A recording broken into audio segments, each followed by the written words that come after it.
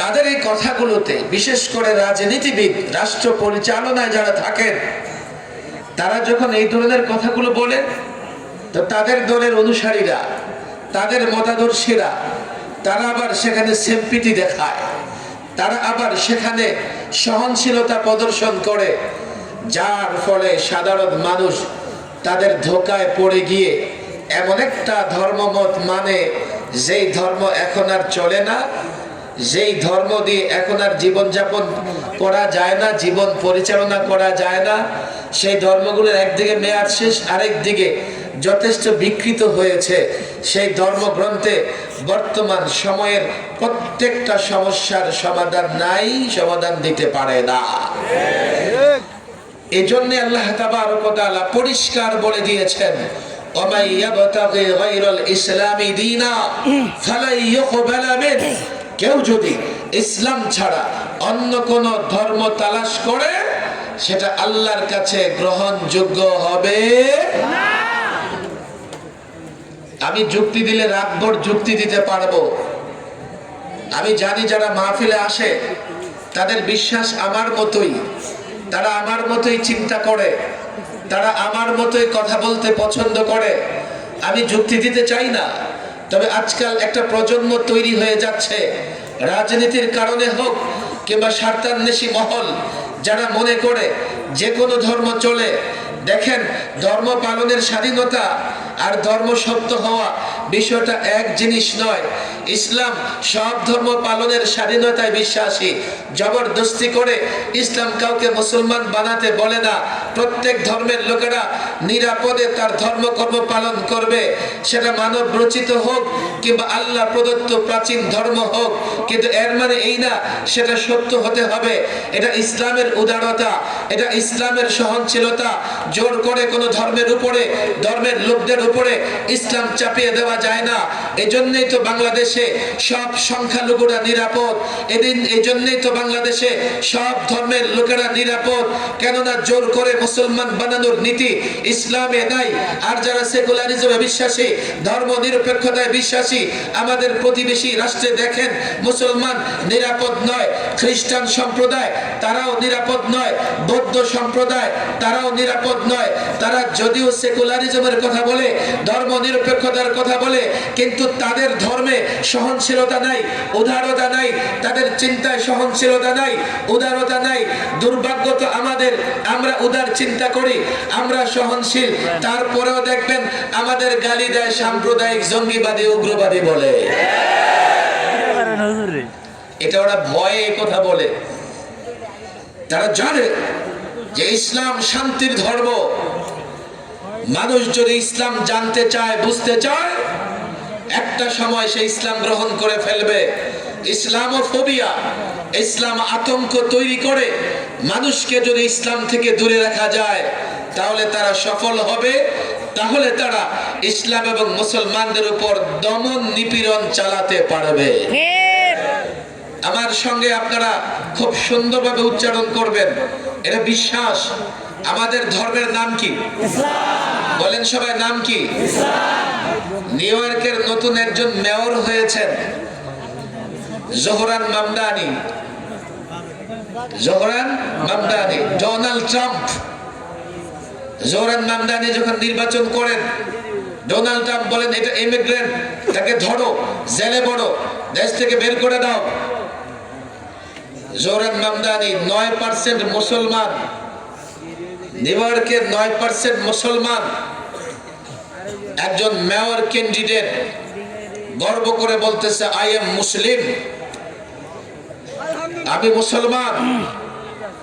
গতকাল ট্রাম্পের ডান পাশে দাঁড়ায়া জোহরান মামদানি বলতেছে ইসরায়েলি ইহুদিরা গাজা ফিলিস্তিনিদের উপরে জেনোসাইড, গণহত্যা চালাচ্ছে এবং এটা দুর্ভাগ্য আমেরিকান সরকার সহযোগিতা করতেছে।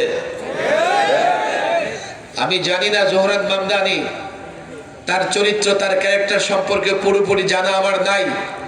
এতটুকু তো জানছি যে একজন মুসলমান নিউ ইয়র্কের মেয়র নির্বাচিত হয়েছেন, নিজের মুসলিম পরিচয় ভুলে যায় নাই, আর বাংলাদেশে সামান্য একটু বড় চেয়ার পেয়ে গেলে নিজে ধর্ম নিরপেক্ষ হয়ে যায়, মুসলমান পরিচয় দিতে লজ্জাবোধ করে। আবার মুসলমান পরিচয় তো দেয় না, কিন্তু বড় চেয়ারে বসে গেলে মৌলভী সাহেবদের আর কিচ্ছু মনে করে না, মনে করে মৌলভী সাহেবের চাইতো তিনি বড় ইসলাম বুঝেন। দীর্ঘ কথা বলার সুযোগ নাই। আমি মুসলিম হিসেবে আমি গর্বিত। কেন? আমার ইসলাম, আমার ধর্মমত এমন এক ধর্ম যেখানে ব্যক্তি সমস্যা, সামাজিক সমস্যা, রাজনৈতিক সমস্যা, অর্থনৈতিক সমস্যা, ন্যায় বিচার প্রতিষ্ঠায় ইসলাম, সাম্য প্রতিষ্ঠায় ইসলাম। বিপ্লব তো হয়েছে 5ই আগস্টে, দেশ ছেড়ে পালিয়েছে ফেসিবাদীরা, কিন্তু আমরা কতটা সফল হয়েছি? আমরা কতটা ন্যায় ইনসাফ কায়েম করতে পারবো? আমরা কতটা বৈষম্য দূর করতে পারবো? আমরা কতটা শান্তি প্রতিষ্ঠা করতে পারবো? আমরা কিভাবে দুর্নীতি মুক্ত, জুলুম মুক্ত, বৈষম্য মুক্ত বাংলাদেশ গড়ব? আমি জানি না, আমি বলতে পারবো না, আমি ততটা আশাবাদী নই। হ্যাঁ, 5ই আগস্টের বিপ্লবের পরে, অভ্যুত্থানের পরে আমরা যখন রাষ্ট্র সংস্কার করি, আমরা যখন রাষ্ট্র মেরামত করি, আমরা যখন সংবিধান সংস্কার করি, জাতীয় ঐক্যমত্য কমিশন যখন রাষ্ট্র সংস্কার, রাষ্ট্র মেরামতে ঐক্যমত্য প্রতিষ্ঠার কাজ করে, তখন যদি ইসলামী ফর্মুলা গ্রহণ করা যেত, তখন যদি কোরআন সুন্নাহর ফর্মুলা গ্রহণ করা যেত, আমি আজকে এখানে বসে গ্যারান্টি দিয়ে দিতাম আগামী বাংলাদেশে দুর্নীতি থাকবে না, জুলুম নির্যাতন থাকবে না। যেহেতু আবার পুরনো সিস্টেমে চলে গেছি, কিছু ইজম দিয়ে, তন্ত্র মন্ত্র দিয়ে, নয় ছয় করে আমরা রাষ্ট্র মেরামত করবার চেষ্টা করছি। আমি তো বলি, রাষ্ট্রের জনগণের ভাগ্যের তেমন পরিবর্তন হবে না। পুরনো জিনিস দিয়া আমরা নতুন ভাবে যতই রাষ্ট্র পরিচালনার চেষ্টা করি, দেশের জনগণের ভাগ্যে পরিবর্তন আসবে না। আমি ইসলাম নিয়ে কেন গর্বিত? আল্লাহ আমার ইসলাম মনোনীত করেছেন, পছন্দ করেছেন। আমি ইসলাম নিয়ে এই জন্যই গর্বিত। ইসলাম ছাড়া অন্য কোনো ধর্মমত আল্লাহর কাছে গ্রহণযোগ্য হবে না। আমি ইসলাম নিয়ে এই জন্যই গর্বিত। ইসলাম এমন এক ধর্মমত, ব্যক্তি, সমাজ, রাষ্ট্র, অর্থনীতি, যেখানেই যে সমস্যা আছে, আমি তো বলি ব্যবসা করতে চাও, ইসলাম নিয়ে ব্যবসা করো। আল্লাহর কসম, দুনিয়াতেও সফল, আখিরাতেও সফল। অর্থনীতি, রাষ্ট্রনীতি যেখানে তুমি প্র্যাকটিস করতে চাও না কেন, ইসলামের ধারা অনুযায়ী করো, দুনিয়াতে সফল, আখিরাতে সফল। আজকে তোমরা যারা রাজনীতি করছো, তোমাদের কাছে ইসলাম পছন্দ না, তোমরা কেউ জাতীয়তাবাদের স্লোগান দিয়ে থাকো, তোমরা কেউ ডেমোক্রেসির স্লোগান দিয়ে থাকো, তোমরা কেউ সোশ্যালিজমের স্লোগান দিয়ে থাকো, তোমরা কেউ ধর্ম নিরপেক্ষতার স্লোগান দিয়ে থাকো। আমি তো বলি ইসলাম অনুযায়ী রাজনীতি করো, ইসলামের স্লোগান দাও। 5 বছর নয়, 50 বছর ক্ষমতায় থাকবে, ইসলাম মেনে রাজনীতি করো। 56,000 বর্গ মাইলের বাংলাদেশ নয়, গোটা পৃথিবী রাজত্ব করতে পারবে। কে বলেছে সোশ্যালিজম, সমাজতন্ত্র দিয়া সোভিয়েত ইউনিয়ন একযোগ পরিচালিত হতে পারে নাই, খণ্ড বিখণ্ড হয়ে গেছে। ডেমোক্রেসি দিয়া 100 বছর বিশ্ব চলে নাই, জাতীয়তাবাদ দিয়া বাংলাদেশও চালানো সম্ভব হচ্ছে না।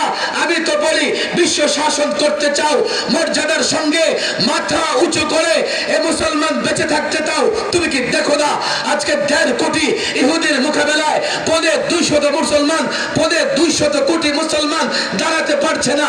কেন জানো? ফর্মুলা মানবা আমেরিকার, তাদের গোলাম হয়ে যাবা। ফর্মুলা মানবা ভারতের, তাদের গোলাম হয়ে যাবা। ফর্মুলা মানবা রাশিয়ার, তাদের গোলাম হয়ে যাবা। মদিনা বলার ফর্মুলা মানো, ইসলাম মানো, কোরআন সুন্নাহ মানো, তোমরা গোটা পৃথিবীর রাজত্ব করবা, গোটা পৃথিবী তোমাদের গোলামি করবে।